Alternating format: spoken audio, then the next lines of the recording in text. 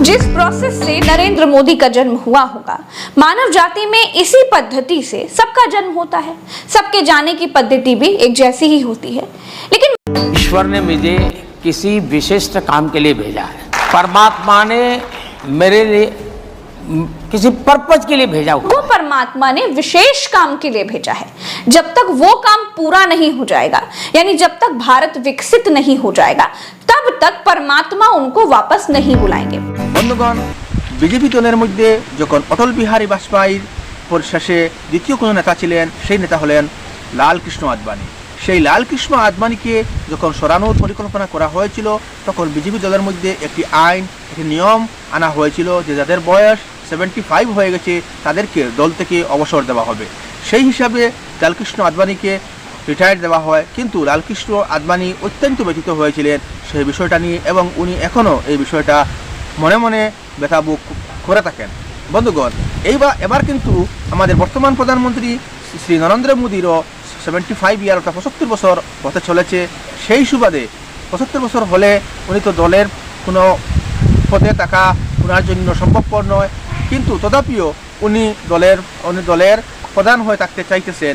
সে বিষয়ে আমাদের একটি ইউটিউব চ্যানেল ফাঁকা কৃপান্না নামে একটি ইউটিউব চ্যানেল খুব সুন্দর একটি ভিডিও অ্যানালাইসিস করেছেন। খুবই সংক্ষিপ্ত ভিডিও, আপনারা ধৈর্য সহকারে দেখার চেষ্টা করুন, দেখলে অনেক কিছু আপনারা জানতে পারবেন। আসুন আমরা সেই ভিডিও ক্লিপটা দেখার চেষ্টা করি। नमस्कार दोस्तों, जिस प्रोसेस से नरेंद्र मोदी का जन्म हुआ होगा, मानव जाति में इसी पद्धति से सबका जन्म होता है। सबके जाने की पद्धति भी एक जैसी ही होती है।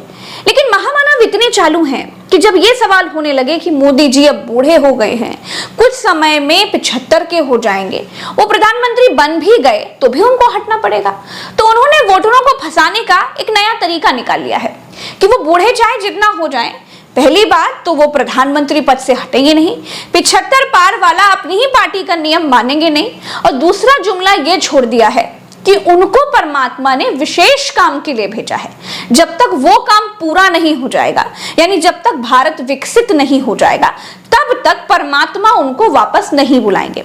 एक तरह से मोदी ये बताने की कोशिश कर रहे हैं कि मृत्यु पर उनका कंट्रोल है, बुढ़ापे पर उनका कंट्रोल है। ईश्वर ने मुझे किसी विशिष्ट काम के लिए भेजा है। परमात्मा ने मेरे लिए किसी पर्पज के लिए भेजा हुआ है। सत्ता के बड़े बड़े लालची राजा देखे, लेकिन परमात्मा के नाम पर गद्दी गर्म करने की इच्छा रखने वाला राजा पहली बार देखा है। अब यहाँ पर देखिए, सत्ता के भूखे राजा साहब का गला खराब है, बीच में खांसी भी आ गई है।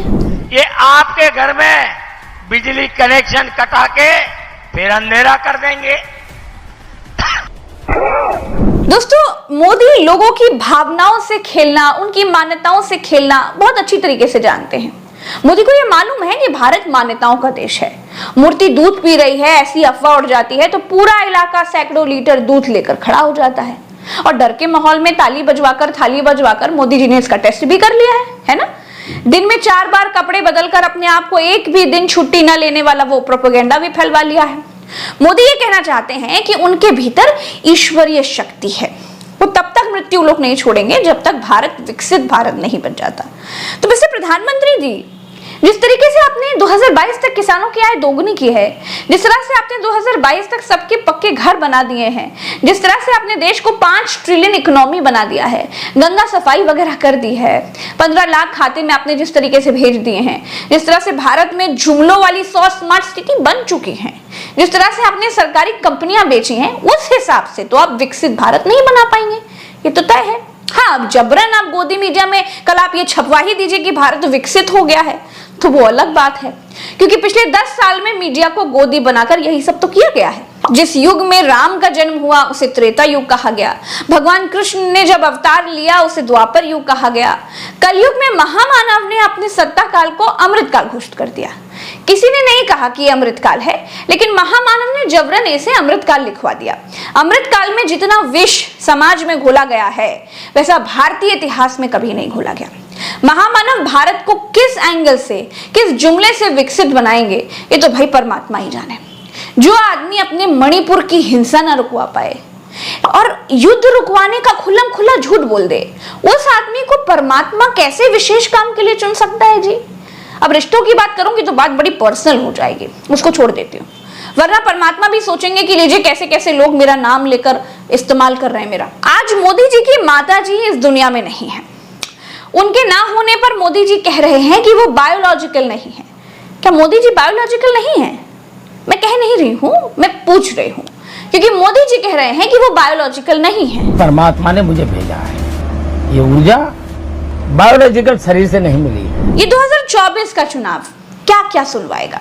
मोदी जी बायोलॉजिकल नहीं है, मोदी जी को परमात्मा ने भेजा है। अगला चरण भी अगर मोदी हारते हैं, वो ये भी कह सकते हैं कि वो उड़ सकते हैं, गायब हो सकते हैं, पानी पर चल सकते हैं, मुंह से आग निकाल सकते हैं। जैसे वो शक्तिमान जुक जुक जुक जुक जुक करके इधर से उधर चला जाता था ना, वैसे वो भी ट्रैवल कर सकते हैं। आज की तारीख में ढोंगी बाबाओं और प्रधानमंत्री में बहुत ज्यादा अंतर नहीं रह गया। देश के प्रधानमंत्री चमचों के सामने इंटरव्यू में खुल के कहते हैं मैं बायोलॉजिकल नहीं हूं, मैं बायोलॉजिकल नहीं हूं। जैसे आप सब हिंदुस्तान के की जनता, सारे जीव जो बायोलॉजिकल हैं, उनको नरेंद्र मोदी जी कहते हैं कि भैया आप सब बायोलॉजिकल हो, मैं बायोलॉजिकल नहीं हूं। मुझे परमात्मा ने ऊपर से भेजा है, मिशन के लिए भेजा है। अब अगर भैया सड़क पे आपको ये कोई कह दे तो आप उसे क्या कहोगे? क्या कहोगे?